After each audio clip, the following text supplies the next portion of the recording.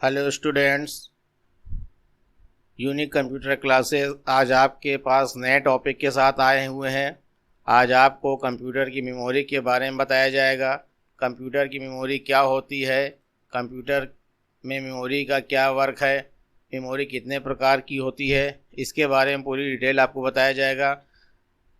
आपको कंप्यूटर की मेमोरी में आगे पढ़ाने से पहले हम ये चाहते हैं कि आप सभी लोग यूनिक कंप्यूटर क्लासेस यूट्यूब में जाकर यूनिक कंप्यूटर क्लासेस को सब्सक्राइब कर लें और बेल आइकन को प्रेस कर दें और वीडियो को लास्ट तक देखें, जिससे आपको कंप्यूटर की मेमोरी क्या होती है समझ आ सके।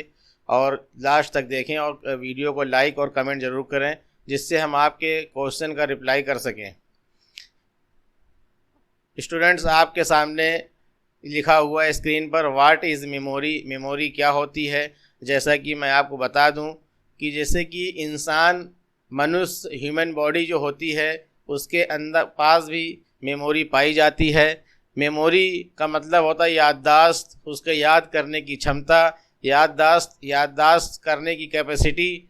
उसकी मेमोरी पावर कितनी होती है, ये लोग अक्सर पूछते हैं। आपकी मेमोरी वीक है, आपकी मेमोरी बहुत अच्छी है।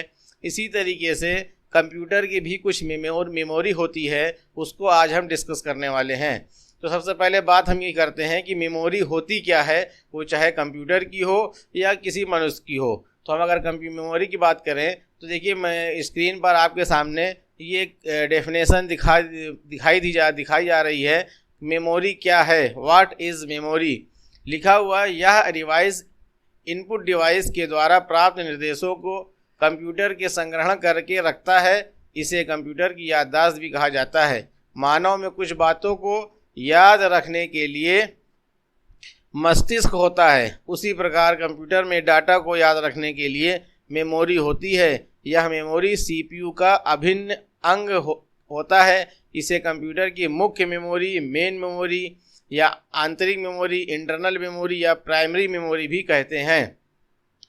अब ये आपको सामने इससे ये क्लियर हो गया कि मेमोरी होती क्या है। कंप्यूटर में जो एक इनपुट डिवाइस होती है, जिसके माध्यम से हम लोग कंप्यूटर को किसी प्रकार का कोई भी निर्देश देते हैं, जो कंप्यूटर को निर्देश समझ में आता है क्या काम करना है कंप्यूटर को।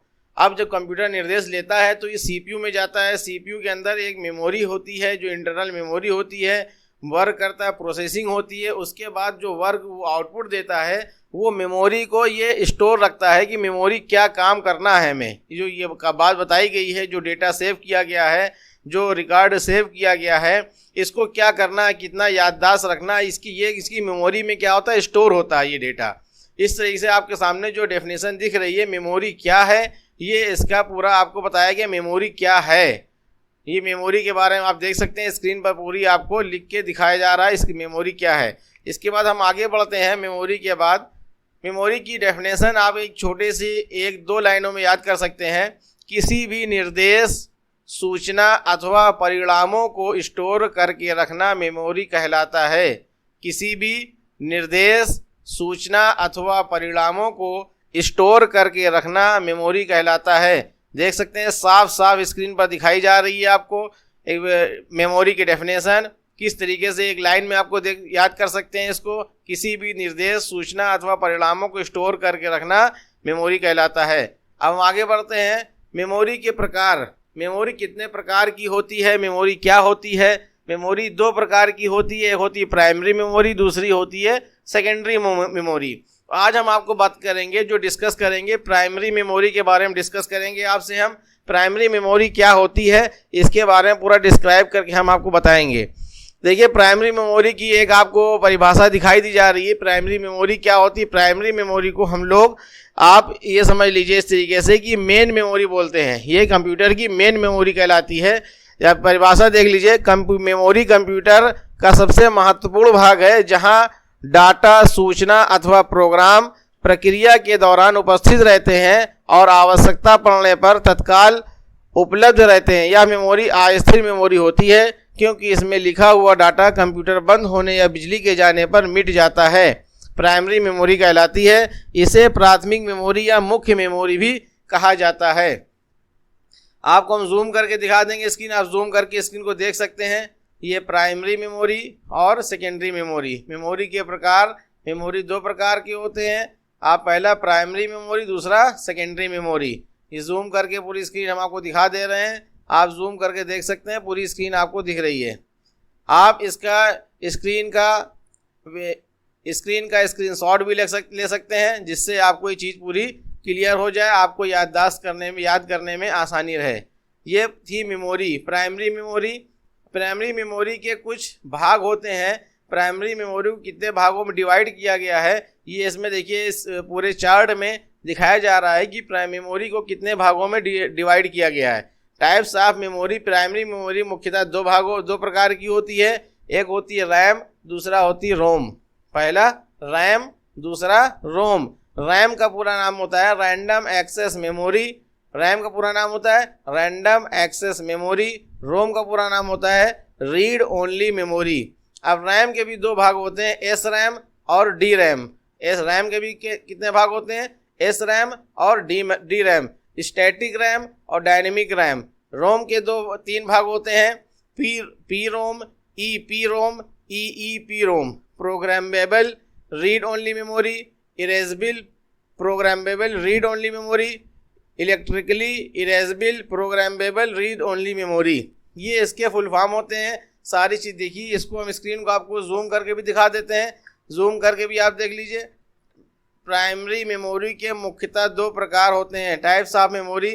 यहाँ सबसे पहले रैम देख सकते हैं, रैम के फिर दो भाग हैं, पूरे दिखाया जा रहा है स्क्रीन पर आपको, एस रैम और डी रैम। फिर आता है रोम। रोम के कितने भाग हैं, तीन भाग हैं। देखिए स्क्रीन पर जूम करके दिखाया जा रहा है आपको, P ROM, E P ROM, E P ROM. इस तरीके से रैम और रोम के भाग बताए गए। अब हम आपको डिस्क्राइब करेंगे रैम क्या होती है, फिर रैम के उसके भाग उसके बारे में डिस्क्राइब करेंगे पूरा, फिर रोम क्या होता है, रोम के बारे में आपको बताएंगे हम। अब देखिए इसी तरह स्क्रीन को आगे बढ़ाते हुए हम आपको चलते हैं रैम को लेकर के। रैम क्या होता है, रैम का फुल फॉर्म जैसे हमने बताया था पीछे भी आपको, रैंडम एक्सेस मेमोरी। कंप्यूटर की अस्थायी मेमोरी यानी टेम्परेरी मेमोरी जिसको हम लोग बोलते हैं, वो क्या कहलाती है, रैम कहलाती है। कीबोर्ड या अन्य किसी इनपुट डिवाइस से इनपुट किया गया डाटा प्रक्रिया से पहले रैम में ही संग्रहित किया जाता है और सीपीयू द्वारा आवश्यकता अनुसार वहां से प्राप्त किया जाता है। रैम में डाटा या प्रोग्राम अस्थायी रूप से संग्रहित रहता है। कंप्यूटर बंद हो जाने या बिजली चले जाने पर रैम में संग्रहित डाटा मिट जाता है, इसलिए रैम को वोलाटाइल या अस्थायी मेमोरी कहते हैं। रैम की क्षमता या आकार कई प्रकार के होते हैं, जैसे कि 4 MB, 8 MB, 16 MB, 32 MB, 64 MB, 128 MB, 256 MB, 1 GB आदि। रैम तीन प्रकार के होते हैं, दो प्रकार के होते हैं। तो ये जान सकते हैं आप यहाँ पर कि रैम, जो मैंने बताया रैम क्या होता है। रैम कंप्यूटर के अंदर एक ऐसी डिवाइस होती है जो वोलाटाइल डिवाइस होती है, जो अलग से लगाई जाती है ये मेमोरी रैम, और ये कई प्रकार की इसमें जीबी तक अब आ गई है। पहले तो ये एमबी में आती थी, लेकिन अब ये जीबी में आने लगी है, जिससे आपकी कंप्यूटर की स्पीड और कैपेसिटी थोड़ा सा ज़्यादा हो जाती है और उसको स्टोर करने की कैपेसिटी ज़्यादा होती है। अब हम आके तो ये देख सकते हैं, इस तरह से पूरी स्क्रीन पर आपको दिखाया जा रहा है। बिजली चले जाने पर रैम में संग्रहित डाटा मिट जाता है, क्योंकि अगर नहीं मिटेगा तो ये स्टोर होता रहेगा। ये केवल आपके कंप्यूटर की स्पीड को और याददाश्त को बढ़ाने के लिए वर्क किया जाता है, ना कि आपको कोई डाटा स्टोर करना है। स्टोर करने के लिए आपकी जो रोम होती है उसमें डेटा स्टोर होता है, और आपकी सेकेंडरी मेमोरी होती है उसमें डेटा स्टोर होता है। ये आपके केवल वर्क को, स्पीड को बढ़ाने के लिए यूज़ किया जाता है, रैम हम लोग यूज़ करते हैं। इसके बाद देखते हैं हम लोग, रैम दो प्रकार की होती है, डायनेमिक और स्टैटिक रैम। अब हम डायनेमिक रैम पे आते हैं। डायनेमिक रैम देखिए यहाँ पे दिख रहा है आपको, डायनेमिक रैम किस तरीके की होती है आप देख सकते हैं स्क्रीन पर। जूम करके यहाँ पर दिखाया जा रहा है आपको, जूम करके रैम देखिए कि रैम किस तरीके से होती है। ये रैम देख सकते हैं आप, ये रैम दिखाई जा रही है आपको। तो ये है रैम पूरी आपकी, देख सकते हैं ये पूरी रैम है आपकी स्क्रीन पर किस तरीके से। ये पूरी रैम होती है आपकी पूरी, ये पूरी रैम है आपकी, देख सकते हैं स्क्रीन पर रैम पूरी दिखाया जा रहा है आपको। ये इस तरीके की ये पूरी रैम है आपकी, यहाँ से पूरी। और ये रोम है आपकी, रीड ओनली मेमोरी, जो कंप्यूटर के अंदर इनबिल्ड होती है आपकी, वो रोम होती है। अब हम बात करते हैं डायनेमिक रैम। डायनेमिक रैम को संक्षिप्त में डी रैम कहा जाता है। रैम में सबसे अधिक साधारण डी रैम है तथा इसे जल्दी जल्दी रिफ्रेश करने की आवश्यकता पड़ती है। रिफ्रेश का अर्थ यहाँ पर चिप को विद्युत अवशेषी करना होता है। यह 1 सेकंड में लगभग हजारों बार रिफ्रेश होता है तथा प्रत्येक बार रिफ्रेश होने के कारण यह पहले की विषय वस्तु को मिटा देती है। इसके जल्दी जल्दी रिफ्रेश होने के कारण इसकी गति कम होती है। ये होता है डायनेमिक रैम। जो डायनेमिक रैम की डेफिनेशन उसके बारे में बताया गया कि डायनेमिक रैम होती क्या है। इसको बार बार रिफ्रेश होती है, ये हजारों बार सेकेंडों में हजारों बार रिफ्रेश हो जाती है, इसलिए इसकी स्पीड क्या होती है, कम होती है। दूसरी होती है स्टैटिक रैम। स्टैटिक रैम ऐसी रैम है जो कम रिफ्रेश होती है। कम रिफ्रेश होने के कारण यह डाटा को मेमोरी में अधिक समय तक स्टोर रखती है। डी रैम की अपेक्षा में एस रैम तेज तथा महंगी होती है, यानी एस रैम जो होती है वो डी रैम से अच्छी होती है। स्क्रीन पर जैसा कि आपको दिख रहा है लिखा हुआ पूरा क्लियर समझ में आ रहा होगा, आपके हमारी बात भी समझ में आ रही होगी आपको। तो हमने बताया आपको रैम 2 प्रकार का, डायनेमिक रैम और स्टैटिक रैम। ये रैम के प्रकार थे, दोनों हमने लिखा दिए। और रैम की हमने आपको यहाँ पर उसकी संरचना भी दिखा दी कि रैम किस प्रकार की बनी होती है। रैम की आप संरचना भी देख सकते हैं, यहाँ स्क्रीन में हम आपको हाईलाइट करके दिखा दिया हमने, ये बॉक्स बना करके ये रैम होती है। इस तरीके से ये कंप्यूटर में मदरबोर्ड के अंदर आपके लगी होती है। इसको आप निकाल भी सकते हैं और लगा भी सकते हैं, लेकिन लगी होनी जरूरी है। बगैर लगे कंप्यूटर आपका वर्क नहीं करेगा, क्योंकि उसको मेमोरी जब तक नहीं दी जाएगी वो वर्क नहीं कर पाएगा। ये होती है आपकी क्या, रैम होती है। रैम के हमने प्रकार बता दिए, डायनेमिक रैम और स्टैटिक रैम। डायनेमिक रैम का क्या वर्क होता है, स्टैटिक रैम का क्या वर्क होता है, डेफिनेशन आप देख सकते हैं, इसको पढ़ सकते हैं। 2-3 बार अगर आप इसको पढ़ लेंगे तो आपको ये याद हो जाएगी। अब हम आगे डिस्कस करते हैं, फिर आगे रोम की बात आती है। रोम क्या होता है, रोम का पूरा नाम जैसे मैंने बता भी चुके थे आपको, रीड ओनली मेमोरी। नाम से समझ में आ रहा है कि केवल पढ़ने की केवल मेमोरी होती है। इसको रीड ओनली मेमोरी होती है या अस्थाई मेमोरी होती है, यानी परमानेंट मेमोरी, जिससे कंप्यूटर के निर्माण के समय प्रोग्राम स्टोर कर दिए जाते हैं। इस मेमोरी में स्टोर प्रोग्राम परिवर्तित और नष्ट नहीं किए जा सकते, उन्हें केवल पढ़ा जा सकता है। केवल पढ़ने के लिए मेमोरी होती है, इसलिए यह मेमोरी रीड ओनली मेमोरी कहलाती है। कंप्यूटर का स्विच ऑफ होने के बाद भी रोम में संग्रहित डाटा नष्ट नहीं होता, अतः रोम नॉन वोलाटाइल या अस्थाई मेमोरी कहलाती है। यानी रोम जो ऐसी मेमोरी होती है, जब ये सिस्टम बनाया जाता है, जब प्रोग्राम बनाया जाता है, जब मदरबोर्ड तैयार किया जाता है, तो एक चिप की तरह हम आपको बैक करके दिखा सकते हैं। ये देखिए रोम की स्क्रीन दिख रही होगी आपको, रोम दिख रहा है। ये एक तरीके से इनबिल्ड होता है उसी कंप्यूटर के अंदर आपका। इसमें आपका कुछ प्रोग्राम स्टोर करके उस सॉफ्टवेयर चिप के माध्यम से आपके कंप्यूटर में लगा दिया जाता है। ये है आपकी रोम, ये देख सकते हैं, ये रोम है आपका, दिख रहा है ये पूरा, ये रोम दिख रहा है आपको, देख सकते हैं। ये रोम है आपका पूरा, ये रोम बनाया हुआ है, ये रोम है। तो ये रोम होती है। रोम में आप इसको इस तरीके से कर सकते हैं। रोम कैसी होती है, रीड ओनली होती है। रोम कई प्रकार की होती है। रोम नॉन वोलाटाइल मेमोरी होती है, स्थायी मेमोरी होती है, जिसको आप नष्ट नहीं कर सकते। ये एक बार फिक्स हो जाती है तो फिर ये ऑटोमेटिक, ये लाइट बंद हो जाए, लाइट चली जाए, सिस्टम बंद हो जाए, कुछ भी हो जाए, लेकिन ये मेमोरी नष्ट नहीं होती है आपकी। इसको आप इस तरीके से स्क्रीन पर डेफिनेशन भी दिख रही होगी, आप देख करके उसको लर्न भी कर सकते हैं, याद भी कर सकते हैं। अब हम आपको डिस्क्राइब करना चलते हैं पी रोम क्या होता है। पी रोम का पूरा नाम programmable read only memory, P ROM erasable programmable read only memory, P ROM electrical programmable read only memory, electrical erasable programmable read only memory होती है।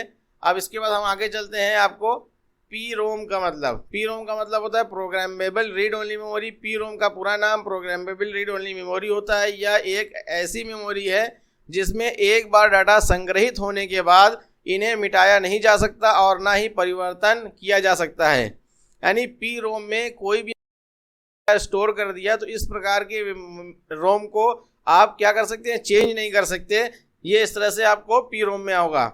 अगर आपने पी रोम लगी हुई है आपके, या पी रोम जो लगी होगी, पी रोम का मतलब erasable programmable read only memory, यानी इस प्रकार की मेमोरी को आप स्टोर इरेज भी कर सकते हैं। कैसे इरेज कर सकते हैं, देखिए इसमें लिखा हुआ है आगे, यह पी रोम की तरह होता है, लेकिन इसमें संग्रहित प्रोग्राम स्टोर प्रोग्राम को पराबैंगनी किरणों यानी अल्ट्रा वायलेट रेज के द्वारा ही मिटाया जा सकता है और नए प्रोग्राम संग्रहित किए जा सकते हैं। ये जो अल्ट्रा वायलेट रेज होगी उससे ये इसमें लिखा हुआ प्रोग्राम मिटेगा, ना कि आप कंप्यूटर में कोई आप प्रोग्राम चला दें उससे मिट जाएगा। ये होती है EEPROM होती है। इसके बाद आप आगे चलते हैं EEPROM, electrical erasable programmable read only memory, या नई तकनीक भी है जिसमें मेमोरी से प्रोग्राम को विद्युतीय विधि से मिटाया जाता है। किससे? इलेक्ट्रिकली प्रोग्राम से, इस इलेक्ट्रिकल प्रोग्राम से इसको मिटाया जा सकता है। आपने विद्युतीय यानी लाइट का प्रयोग करके इसको मिटाया जा सकता है। ये इलेक्ट्रिकली विद्युतीय प्रोग्राम से मिटाया जाता है, इसको हम लोग बोलते हैं विद्युतीय विधि से मिटाया जा सकता है। इसके बाद आप सरल शब्दों में थोड़ा सा इसका सारांश और देख सकते हैं। किसी भी सरल शब्दों में सारांश एक हमने बनाया हुआ मेमोरी जिसको आप याद करने में आसानी होगी। किसी भी निर्देश, सूचना अथवा परिणामों को स्टोर करके रखना क्या कहलाता है? मेमोरी कहलाता है। मेमोरी CPU का अभिन्न अंग है। इसे कंप्यूटर की मुख्य मेमोरी, आंतरिक मेमोरी या प्राथमिक मेमोरी भी कहते हैं। रैम का full form random access memory होता है। रैंडम एक्सेस मेमोरी कंप्यूटर की अस्थायी मेमोरी, टेम्परेरी मेमोरी होती है। रोम का full form read only memory होता है। रोम यह स्थायी मेमोरी यानी परमानेंट मेमोरी होती है। आशा करते हैं आपको ये छोटा सा वीडियो, हमारा 15 से 16 मिनट का वीडियो ही है ये आपका। अभी हमने इसमें आपको केवल प्राइमरी मेमोरी के बारे में पूरी डिटेल दे रही दी है। अब इसमें आपने जैसे देखा होगा कि यहाँ पर आपको प्राइम मेमोरी दो प्रकार की होती है, प्राइमरी मेमोरी और सेकेंडरी मेमोरी। अभी हमने आपको प्राइमरी मेमोरी के बारे में पूरा क्लियर कर दिया, आपको पूरा बता दिया, विद डिफिनेशन आपको बता दिया, समझा दिया गया है। बाकी सेकेंडरी मेमोरी लंबा टॉपिक है, वो भी 15-20 मिनट का, आधे घंटे का टॉपिक होगा। इसलिए हम वीडियो को ज़्यादा लंबा नहीं बनाना चाहते, जैसे आपको देखने में परेशानी हो, आप देख सकें। इसलिए छोटा छोटा वीडियो हम आपको बना करके भेजेंगे। अब हम नेक्स्ट आपको टॉपिक में सेकेंडरी वीडियो भेजेंगे। Okay, thank you. अगर आपको ये वीडियो अच्छा लगा हो, आपको समझ में आया हो तो आप वीडियो को लाइक और कमेंट जरूर करिए। Okay, thank you, all the best.